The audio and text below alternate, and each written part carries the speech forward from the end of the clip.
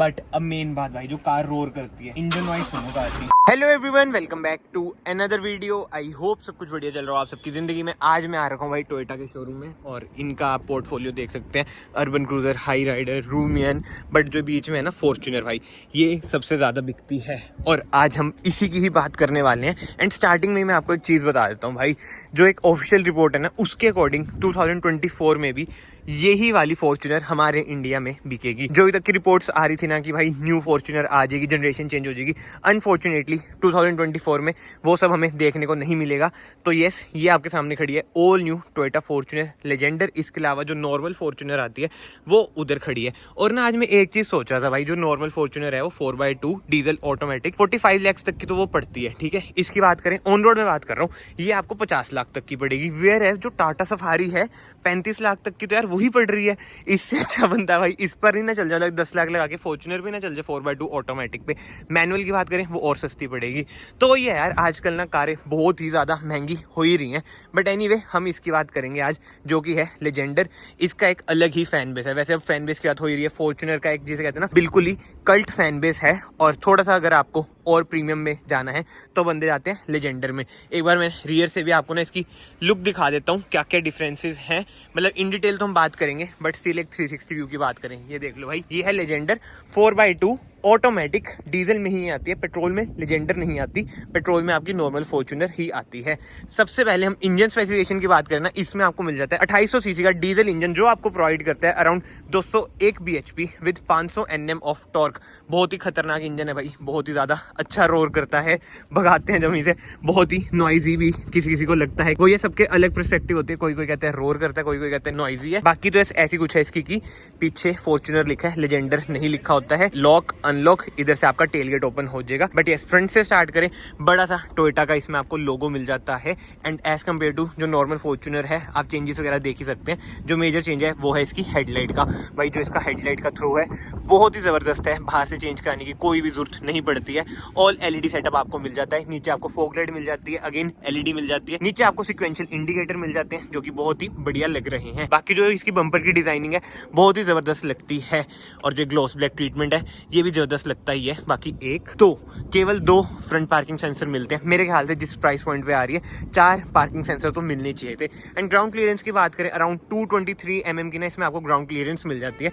And अब हम ना साइड में आ जाते हैं, जो इस कार को ना अलग बनाता है। मतलब कि आपको बताइए भाई रगड़ कार है, बट जो इसकी क्लैडिंग है ये देखो कितनी छोटी सी है। ऐसा नहीं है कि ह्यूज सी है, मतलब कि यार वो ये रगड़ के साथ साथ ना लग्जरी वाली जो फील है वो तो देती है। प्राइस भी देख लो 50 लाख। बंदा इसमें A क्लास ले सकता है, 2 सीरीज ले सकता है, बट ज़्यादातर बंदे इस पर ही जाते हैं। अब आपको बताइए भाई सर्विस कॉस्ट इसकी इतनी कम है, इसलिए ज़्यादातर बंदे 50 लाख में ना इस पर ही जाते हैं। बाकी टायर साइज की बात करें, 265/60 R18 है, इसमें आपको टायर साइज मिल जाता है। अलॉय व्हील्स का डिजाइन आपको लेजेंडर में अलग मिलता है। और डिस्क ब्रेक आगे है, रियर में भी आपको डिस्क ब्रेक मिल जाती है। एंड क्रोम ट्रीटमेंट की बात करें भाई, अच्छा खासा क्रोम ट्रीटमेंट है ही। डोर हैंडल्स भी ना आपको क्रोम में ही मिल जाते हैं। यूवी प्रोटेक्टेड इसमें आपको ग्लासेस भी मिल जाते हैं। एंड ओआरवीएम्स की बात करें, ह्यूज से ओआरवीएम्स हैं। इधर आपको इंडिकेटर मिल जाता है। ड्यूल टोन में आपकी लेजेंडर आती है, ये देख लो भाई। ऊपर ब्लैक आउट आपको छत मिलती है, रूफ मिलती है, ऐसी कुछ है इसकी रूफ रेल्स। एंड इधर से आप इसमें डालेंगे डीजल 80 लीटर, मतलब मायने रखता है भाई। 80 लीटर्स की ना इसकी फ्यूल टैंक कैपेसिटी है। ऐसा कुछ है इसका स्पॉइलर। जो डिटेलिंग है ना यार वो तगड़ी लगती है। इधर आपको हाई माउंट स्टॉप लैम्प मिल जाता है, rear defogger, rear wiper. And rear से कुछ ऐसी लुक है फॉर्च्यूनर की। इधर आपको बैजिंग मिल जाती है, ब्लैक्ड आउट ये मिलता है, जो कि जबरदस्त लगता है। एंड टेल लाइट की बात करें, ये सारा आपको ना एलईडी में ही मिलेगा। एलईडी ही आपको इंडिकेटर मिलेंगे। एंड 1 2 3 4 5 है, 1 2 3 4 5 रिवर्स पार्किंग सेंसर है। जबरदस्त यार, बहुत ही बढ़िया। एंड इधर आपको मिल जाता है रिवर्स पार्किंग कैमरा। कोई 360 कैमरा वगैरह भाई नहीं मिलता है। फीचर्स तो आपको पता ही है, बोलने की जरूरत है नहीं मुझे। अनलॉक कर देता हूँ और टेल गेट हमने एक बार इसका ओपन करते हैं। ये देख लो भाई, पावर टेल गेट इसमें आपको मिल जाता है, जो कि बहुत ही बढ़िया लगता है। आई नो अब सफारी हैरियर में भी ये आ रहा है। वैसे ना इसमें ये देखो जेस्चर कंट्रोल का भी ना ऑप्शन आपको मिल जाता है।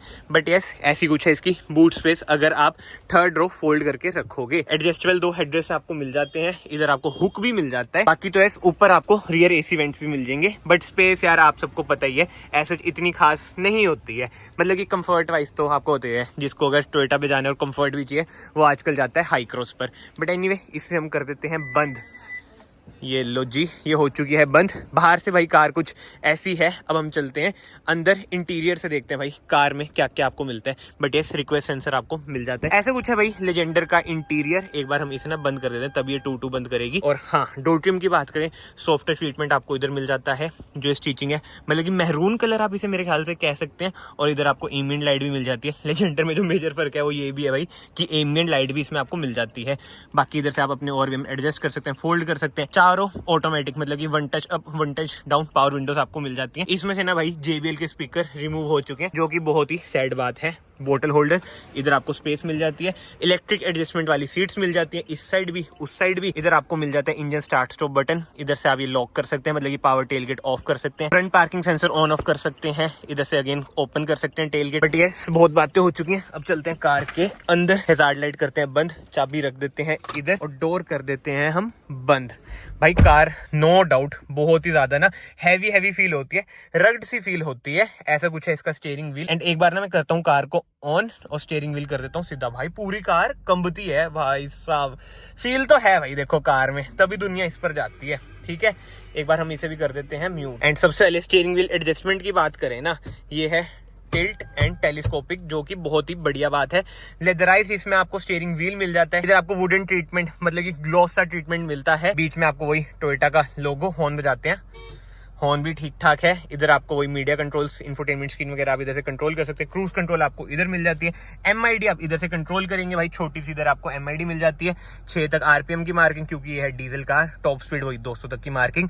बट अगर किसी के पास भाई ये वाली लेजेंडर या मतलब फॉर्च्यूनर है 201 bhp वाली, तो बताना भाई टॉप स्पीड आपने कितनी लगा रखी है। बट ये सेंटर कंसोल की बात करें, वही यार आपको बताइए बेसिक सा इंटीरियर इसका रहता है।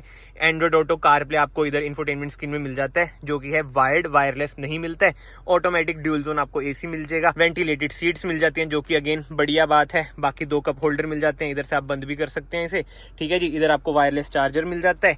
इधर आपको एम्बिएंट लाइट मिल जाती है। सारा सॉफ्ट टच है, जो कि बढ़िया बात है। बट इधर सॉफ्ट टच नहीं है, जो कि बढ़िया बात मेरे ख्याल से नहीं है। ऑटो डिमिंग IR में मिल जाएगा, कोई सनरूफ नहीं मिलेगी। कैबिन लाइट की बात करें भाई, LED कैबिन लाइट मिलती है। इधर आपको सनशेड मिल जाते हैं। देखा भाई, इन चीजों के तो पैसे हैं, खोला लाइट जल गई। ठीक है जी, टिकट होल्डर है। इधर भी आपको वो हिसाब मिलेगा, मिरर। और इधर आपको वैनिटी लाइट भी मिल जाती है। इधर आपको मिल जाते हैं सनग्लास होल्डर। इसे हम करते हैं बंद। सेंटर आर्मरेस्ट की बात करें भाई, अच्छी खासी स्पेस है सेंटर आर्मरेस्ट में भी। एंड रिवर्स कैमरा क्वालिटी की बात करें भाई, एक तो भाई इसका गियर बॉक्स भी आप देख लो। वैसे तो 6 स्पीड टॉर्क कन्वर्टर है, बट गियर देखो कितने अलग स्टाइल में लगते हैं। और किसी कार में ऐसा हिसाब नहीं है। But yes, reverse camera quality की हम बात करें, नॉर्मल है। मतलब आपको ले आने की 50 लाख की कार का रिवर्स कैमरा है ये। मैनुअल हैंड ब्रेक, इधर आपको इको, नॉर्मल, स्पोर्ट्स मोड मिल जाते हैं। ट्रैक्शन ऑफ का बटन मिल जाता है। 4x2 है, अगर 4x4 होती इधर आपको अगेन 4x4 का ना वो नॉब सा मिल जाता। 12 वोल्ट का socket, USB socket. And glove box ना आपको अच्छा खासा स्पेस वाला मिल जाता है, मतलब ऊपर भी मिल जाता है और इधर भी मिल जाता है। ये देख लो भाई, ठीक है, बढ़िया स्पेस। बाकी तो हाँ, आगे से कार कुछ ऐसी ही है। बट एक बात है भाई, जो इसमें कमांडिंग पोजीशन आपको मिलती है ना, बोनेट का क्लियर व्यू, मतलब कि मजेदार यार। बाकी तो यस, पेडल शिफ्टर्स आपको मिल जाते हैं। ऑटोमेटिक हेडलाइट मिल जाती है। इधर आपको वाइपर कंट्रोल मिल जाते हैं। देख लो, ग्रैब हैंडल्स भी आपको मिल जाते हैं। एंड ये सेफ्टी फीचर्स की बात करें, लेजेंडर में आपको 7 एयरबैग मिल जाते हैं। ABS with EBD, EAC, hill hold assist जैसे ना बढ़िया सेफ्टी फीचर्स मिल जाते हैं। वैसे तो आपको बताइए भाई, सेफ्टी में टोयोटा का कोई तोड़ ही नहीं है, खासकर जो ओरिजिनल टोयोटा होती है, 5 स्टार रेटेड कार्स होती हैं मोस्टली। तो बाकी तो यस, आगे से कार कुछ ऐसी है। एक बार हम इसे कर देते हैं बंद और हम चलते हैं रियर में। रियर कंफर्ट मतलब ये देखो, मेरा पर्सनल ओपिनियन है, as compared to other car, मतलब कि जो इसकी सेगमेंट की, वो आपको ना ऐसे इतना बढ़िया नहीं लगेगा। अगेन मैं ये कहूंगा भाई, ये मेरे पर्सनल ओपिनियन है। बाकी तो अगर आप इस कार पर जा रहे हैं, देखो अगर टोरेबाजी के लिए बस आपने इंस्टाग्राम पे देखी है तो आपको बहुत अच्छी लगेगी। बट एक बार ना प्रैक्टिकल होके अगर आपको कार बाय करनी है, तो एक बार ना रियर कंफर्ट आप अपने हिसाब से देख लेना, मैं ये कहना चाहता हूँ। बाकी तो 2 USB सॉकेट आपको मिल जाते हैं, कुछ स्पेस है और ट्रीटमेंट भी ना कहीं बढ़िया लग रहा है। इधर आपको हुक भी मिल जाते हैं, 4 किलो तक का वजन टांग सकते हैं। बाकी हाँ, मैगजीन होल्डर वगैरह सब कुछ मिल जाता है। बट ये चीज देखो भाई, थाई सपोर्ट, इस चीज की मैं बात कर रहा हूँ। थाई सपोर्ट आपको कहीं ना कहीं कम तो लगेगा ही लगेगा। बाकी रिक्लाइन तो आप थोड़ा बहुत कर लोगे, उसमें कोई दिक्कत वाली बातचीत नहीं आएगी। बट थाई सपोर्ट का थोड़ा बहुत आप देख लेना, जैसे मैंने आपको बताया। एंड इसी के साथ साथ 3 एडजस्टेबल हेडरेस्ट आपको मिल जाते हैं। बीच में आपको मिल जाती है centre armrest with 2 cup holder. ये देखो भाई, 2 कप होल्डर क्या स्टाइल से आए हैं। बाकी तो सीट्स की बात करें ना, लेदराइज इसमें आपको सीट्स मिलती हैं, मतलब कि आगे भी ऑब्वियस सी बात है वही लेदराइज सीट्स मिलेंगी। आगे तो कंफर्ट वगैरह वगैरह में मुझे ऐसा कोई दिक्कत नहीं लगती है। बाकी कैबिन लाइट की बात करें, एलईडी कैबिन लाइट आपको मिलेगी, इधर आपको एसी वेंट्स मिल जाते हैं। बट अब हम चलते हैं बाहर। थर्ड रो तो मैंने आपको बता ही दिया था भाई, ऐसा इतनी स्पेशियस थर्ड रो इसकी नहीं रहती है।